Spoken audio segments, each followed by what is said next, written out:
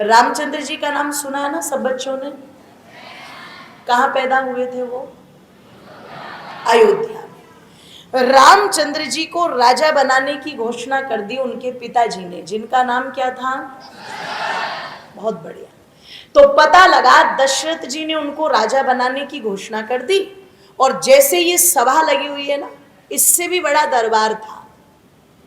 आज भी दशरथ भवन बहुत बड़ा है, अब वो उसी समय का नहीं है, बीच बीच में बहुत सारी चीजें टूट फूट करके वो बनती रही राजाओं के काल में, पर आज भी वो बहुत बड़ा है, देखने लायक है।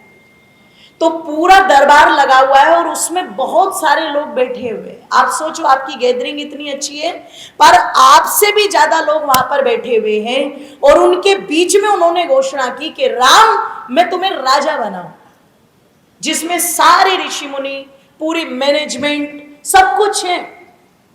और केवल इतना ही नहीं है, वहां पर एक बहुत लंबा चौड़ा उपदेश, मुझे लगता है जो लगभग ज्यादा नहीं तो 2 से 3 घंटों का रहा होगा। इतना लंबा चौड़ा उपदेश राम जी को कर दिया कि तुम्हें कैसे राजा बनना है, कैसे अपनी प्रजा को संभालना है, कैसे अपने राज्य में शिक्षा की व्यवस्था करनी है, कैसे तुम्हें नदियों की व्यवस्था करनी है, कैसे तुम्हें किसानों को प्रसन्न रखना है, कैसे जो तुम्हारे राज्य के अंदर जो जिस विधा को लेकर के कार्य कर रहा है, तुम्हें वहां पर पूरा का पूरा स्ट्रक्चर कैसा खड़ा करना है, ये पूरा का पूरा उपदेश रामचंद्र जी को वहां पर दे भी दिया गया, और रामचंद्र जी ने उपदेश सुन भी लिया। अब आप सोचो, इतने लोगों को पता लग गया कि राजा बन रहे हैं कौन? राम जी। अब क्या हुआ? सडनली तुरंत निर्णय लिया और तुरंत उस मैसेज को पूरी अयोध्या में फैलवा दिया।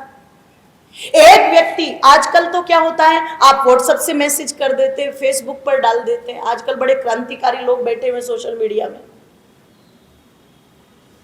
उस समय क्या होता था, एक व्यक्ति पता लगा ढोल लेकर के डोंडी पीटता था, और वो पूरी गली गली में जाकर के शोर मचा मचा करके ऊंची आवाज लगा के बोलता था, तो वो डोंडी भी पिटवा दी। मतलब पूरी अयोध्या को पता लग गया, पूरी तैयारियां चल रही है, अयोध्या सज रही है, सब कुछ हो रहा है। अच्छा, किसको राजा बनाने के लिए? पर थिंक अबाउट इट, कि जिस दिन उन्हें राजा बनाना है, उसी दिन मंथरा ने कुछ चाल चली, माता कैकेयी को उकसाया, और माता कैकेयी ने तुरंत राम जी से कह दिया, राजा तो भरत बनेगा, ये सारा साजो सामान सब राजा भरत के काम आएगा। एक काम करो राम, तुम जल्दी से फटाफट तैयार हो जाओ, और तुम्हें 14 वर्ष के लिए कहां जाना है? आप जब स्कूल में आते हो ना 8 घंटे के लिए, 8 घंटे में भी आपको इतना बड़ा टिफिन पैक करके देती है माँ, 8 घंटे में भी मेरे बच्चे को कोई कमी ना लग जाए। और राम जी को 14 वर्ष के लिए कहां भेजा जा रहा है? आप टिफिन तो छोड़ दीजिए, जो कपड़े उन्होंने पहने हुए थे वह भी उतरवा लिए। अब आप चिंतन करना, विचार करना, मतलब पूरे नगर के सामने जिसको ये कह दिया कि तुम्हें राजा बनाएंगे, और अगले दिन उनको वन भेज दिया, और वो हंसते हंसते वन गए या रोते रोते? अब यहां अपने आप को सोचना, आपको मां कुछ कह दे आपके दोस्तों के सामने, आपके रिश्तेदारों के सामने, तो आप क्या कहते हो? मेरी बेइज्जती कर दी, मेरी इंसल्ट कर दी आपने। आपके टीचर अगर क्लास में खड़े होकर के आपको कुछ कह दे, तो आपको लगता है इस टीचर ने मेरी बेइज्जती कर दी, और फिर पता नहीं आपके अंदर से क्या क्या भावनाएं, क्या क्या वाइब्रेशंस निकलती, क्या क्या चीजें निकलती। आप विचार करना, रामचंद्र जी ने एक बार भी नहीं कहा कि आपने मेरी इंसल्ट कर दी, आपने मेरी बेइज्जती कर दी। उनके जो गुरु हैं, जो उन्हें पढ़ाते हैं, वो महर्षि वशिष्ठ जी, और वो वहां पर क्या कहते हैं कि जैसे जब सूर्य निकलता है ना, वो तब भी लाल होता है, और जब छिपता है शाम को तब भी। इसका मतलब वो दोनों परिस्थितियों में समान है। राम को जब राजा बनाया गया तो वो बहुत खुश नहीं है, और जब वन भेजा गया तो वो दुखी।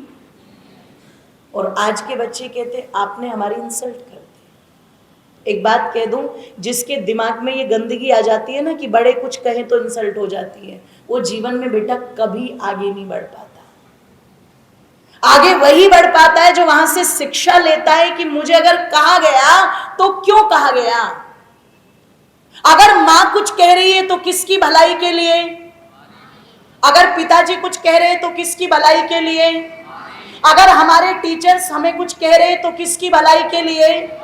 सब लगे हुए चारों तरफ से आपकी भलाई के लिए, आपके कल्याण के लिए सब लगे हुए हैं। ये संस्थाएं भी अगर शिक्षा के साथ साथ में दीक्षा का काम कर रही हैं, अगर आपके 2 पीरियड्स को स्किप करके और यहां पर मुझे बैठाया गया है और मैं कुछ बोल रही हूं, तो पूरा का पूरा उद्देश्य ही केवल इस बात पर फोकस कर रहा है कि हाँ आपके जीवन में कुछ परिवर्तन आ जाए। क्योंकि आज जैसे मैं यहां बैठी हूं ना, अपने बचपन में मैं भी आपकी तरह सामने बैठती थी, और जब कोई आता था कुछ कहता था तो हम बड़े ध्यान से सुनते थे। आज तक मुझे वो बातें याद है जो मुझे मेरी 2nd में, 3rd में, 4th क्लास में कही गई होंगी, किसके माध्यम से कही गई। तो जीवन में कुछ अच्छा परिवर्तन आए इसलिए आपको नियमों में बांधा जाता है। और ज्यादातर जो आपकी उंगलियां मोबाइल पर चलती है ना, ये ऐसे हम चाहते हैं ये उंगलियां मोबाइल पर कम चले और किताबों पर ज्यादा चले, क्योंकि ये आपका समय है, बचपन, ये बनने का समय है। और अगर आपने इस बनने के समय में, इस बचपन के समय को अच्छी चीजों में लगा दिया तो बिल्कुल गारंटी है इस बात की 55 तक भी वो अच्छाई आपके अंदर से निकलने वाली नहीं है। और अगर बचपन आपका रील को स्क्रॉल करने में चला गया, अश्लीलता को देखने में चला गया, जैसे मैं देख रही थी कि आज की पीढ़ी को कभी भी भगत सिंह को पढ़कर के बेहोशी नहीं आई। चंद्रशेखर आजाद ने अपनी कनपटी पर इलाहाबाद के अल्फ्रेड पार्क में गोली चला दी। आज की पीढ़ी को उत्सुकता नहीं है कि किसके लिए गोली चलाई उन्होंने। आप विचार करना, अगर वीर सावरकर अंडमान निकोबार की जेल के अंदर एक बैल जिस कोलू में जुड़ता है उसमें सावरकर को जोड़ा जा रहा है, और वो पता लगा 30 पौंड तेल निकाल रहे हैं, और वो इतना कठिन कार्य है। उन्हें रोटी दी जा रही है तो राख मिला के। तो आज की पीढ़ी इन चीजों को पढ़ करके बेहोश नहीं होती, पर थिएटर के अंदर सैयारा मूवी चल जाए और एक गाना चल जाए तो सारे के सारे बेहोश, कोई रो रहा है जैसे इनकी नानी मर गई हो, ऐसे रो रहे हैं। आप चिंतन करना। और अगर बेटे ये भविष्य है तो इसका मतलब देश की बहुत अच्छी स्थिति नहीं है।